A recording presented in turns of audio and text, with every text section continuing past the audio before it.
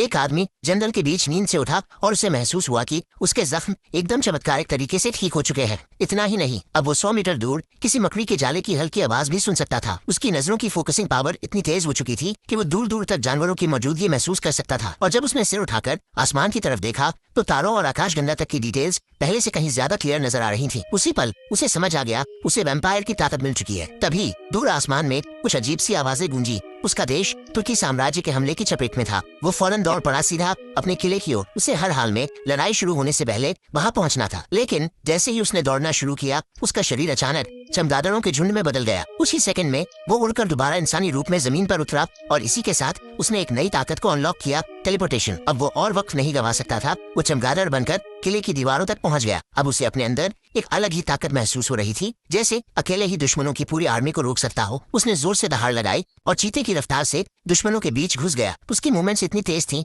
कि दुश्मन समझ भी नहीं पाए और गिरते चले गए। कभी इंसान कभी चमगादड़ बनकर वो पूरे मैदान में तबाही मचाता रहा। रात भर चले इस युद्ध के बाद तुर्की की पूरी फ्रंटलाइन आर्मी तबाह हो चुकी थी। पूरा मैदान खामोश था, बस वो अकेला मैदान के बीच खड़ा था। उसने दुश्मनों की लाशों को लकड़ी के खूंटों पर टांग दिया ताकि तुर्की की बाकी 1 लाख की फौज डर जाए। इसी बीच उसके अपने सैनिक भी वहां पहुंच गए। उसने सबको बस एक बात कही, जो हुआ मत पूछो, बस इतना जान लो कि मैं तुम्हारी हिफाजत करूंगा। लेकिन वो भी जानता था भले ही उसमें अब वैम्पायर की ताकत हो, पर 1 लाख की फौज को रोकना अकेले मुमकिन नहीं। इसलिए उसने फैसला लिया किले के सारे लोगों को लेकर पास के पहाड़ों पर बने मठ तक चला जाए, जहाँ की भौगोलिक स्थिति उसके लिए फायदेमंद होगी। रात को टेंट में जब वो आराम कर रहा था उसकी पत्नी ने उसे संभालना चाहा, लेकिन तभी उसके अंदर की प्यास, खून की प्यास अचानक भड़क उठी। वो पत्नी की गर्दन की नसें देखकर खुद को रोक नहीं पा रहा था, लेकिन किसी तरह उसने अपनी इच्छा पर काबू पाया और टेंट से बाहर भाग गया। उसी वक्त एक अजनबी भिखारी उसके पास आया। उसने अपना हाथ काटकर खून एक प्याले में भर दिया और बड़ी श्रद्धा से ड्रैकुला को पेश किया। वो अजनबी काले जादू को पूजता था और चाहता था कि ड्रैकुला